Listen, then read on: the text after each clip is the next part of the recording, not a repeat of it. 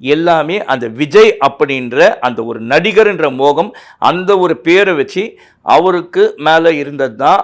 அது அன்பா, பண்பா, பாசமா என்ன அப்படின்னு எனக்கு ஒன்றும் தெரியல. அவர் மேலே இருக்க மோகம் தான் வந்து இந்த குறிப்பாக சொல்லணும்னா, இந்த குழந்தைங்ககிட்டலாம் வீட்டில் இருக்க குட்டீஸ்லாம் வீட்டில் இருக்க பெரியவங்ககிட்டலாம் சொல்லி ஓட்டு போடுங்கன்னு சொன்னப்ப, இது வந்துலாம் எப்படிடா எடுப்படும் அப்படின்னு யோசித்தவன் நான்.